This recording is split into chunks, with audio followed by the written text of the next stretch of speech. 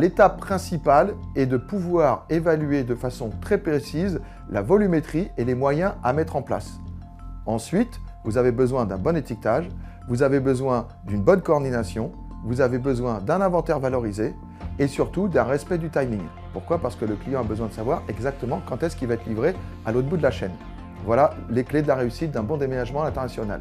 Ce qu'il faut savoir, c'est que Bailly réalise beaucoup de transferts à l'international de façon door-to-door. C'est-à-dire que nous nous occupons de la chaîne du déménagement de A à Z. Il n'y a aucun intervenant extérieur. Bailly s'occupe de tout.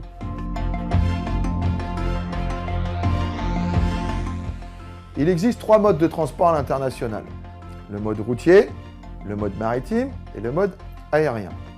Nous utilisons ces modes en fonction des destinations et des distances. Par exemple, pour un déménagement européen, nous allons plutôt utiliser le mode routier. Pour un déménagement de très longue distance, pour aller aux États-Unis, en Afrique, en Australie, nous allons bien évidemment plutôt utiliser le mode maritime.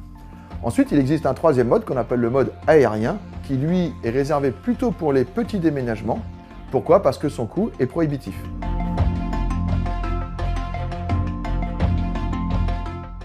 Alors, encore une fois, je vous répondrai, tout dépend de la distance et du pays à destination. Si vous restez sur une distance européenne, on va privilégier le transport routier et là, en général, les déménagements se font de 48 heures à 1 semaine. Ça ne dépasse jamais la semaine. Ensuite, lorsque vous avez des destinations lointaines comme les États-Unis, l'Australie, l'Asie, vous avez un transit time qui est de l'ordre de 3 semaines à 8 semaines. Ensuite, pour le transport aérien, là c'est très rapide, vous avez des transit times qui sont de 24 heures à 48 heures.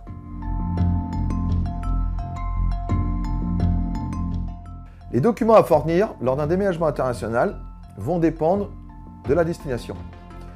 Si vous êtes sur une destination européenne, à l'intérieur de la communauté, vous allez avoir besoin simplement d'un inventaire valorisé. Bien évidemment, ensuite, si vous partez à l'étranger hors de la communauté, on va vous demander un certain nombre de choses. On va vous demander une copie du passeport, on va vous demander le visa, ou le permis de travail, ou encore le certificat de résidence, et on peut vous demander aussi le quitus fiscal. Et bien évidemment, on vous demandera un certain nombre de choses en fonction des destinations, puisque chaque pays a ses particularités. Alors, les documents nécessaires pour le transfert d'animaux sont simples.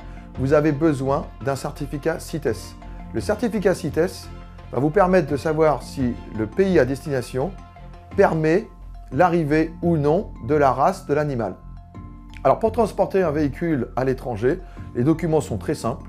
Il vous faut l'original de la carte grise du véhicule et la copie du passeport du propriétaire. Petite particularité quand même, faire bien attention que la carte grise appartienne au propriétaire et ne soit pas en leasing.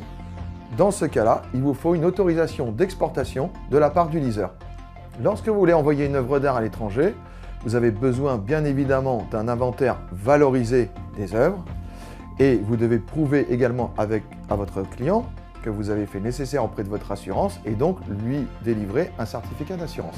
Ensuite, l'inventaire valorisé est transmis aux douanes françaises et les douanes françaises doivent vérifier si l'œuvre peut être expatriée et si le particulier a bien réglé les taxes concernant cette œuvre.